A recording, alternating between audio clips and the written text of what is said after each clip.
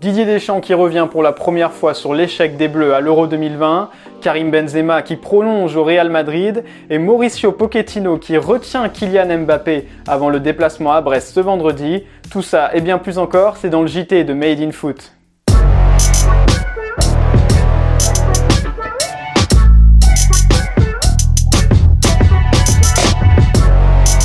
Je n'ai pas envie de chercher des excuses, je sais que je suis le seul responsable. Didier Deschamps assume le raté de l'équipe de France à l'Euro 2020 et l'élimination dès les huitièmes de finale face à la Suisse.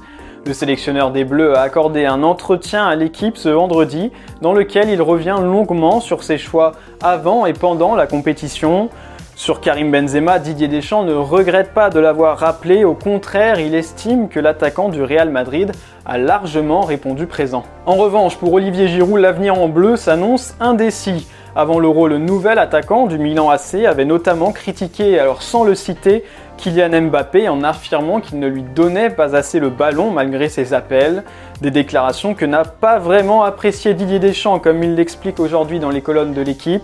Olivier Giroud sera-t-il présent dans la prochaine liste des Bleus le 26 août ? Le sélectionneur y réfléchit et précise « Il y a toujours des pages qui se tournent après une grande compétition ». Pour Didier Deschamps, la page avec les Bleus n'est elle pas prête de se tourner. L'ancien entraîneur de l'OM affirme que sa détermination et son envie restent intactes. Le prochain objectif, la Coupe du Monde 2022 au Qatar, et ça commence dès le mois de septembre avec 9 points à aller chercher contre la Bosnie-Herzégovine, l'Ukraine et la Finlande.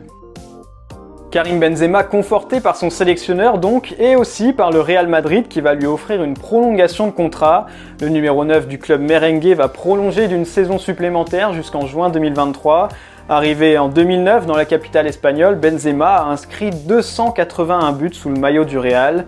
Il pourrait rapidement dépasser la légende Alfredo Di Stefano qui se situe 26 buts devant lui dans le classement des meilleurs buteurs de l'histoire du Real Madrid.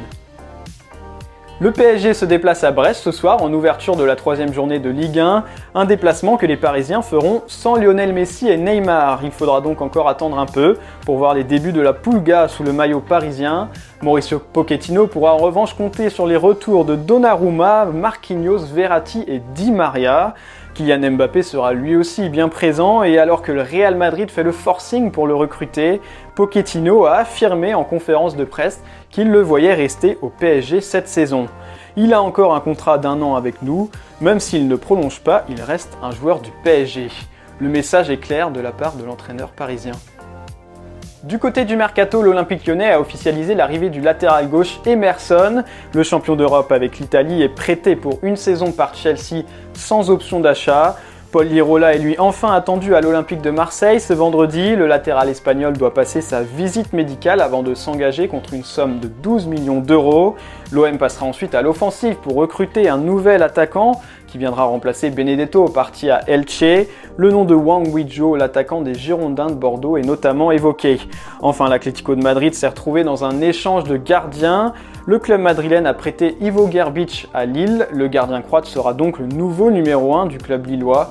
Et dans la foulée, Benjamin Lecomte a quitté Monaco pour être prêté à l'Atlético de Madrid. Il remplace donc Ivo Gerbic et sera le remplaçant de Jan Oblak. C'est tout pour aujourd'hui, merci de nous avoir suivis et à bientôt pour un nouveau journal de Made in Foot.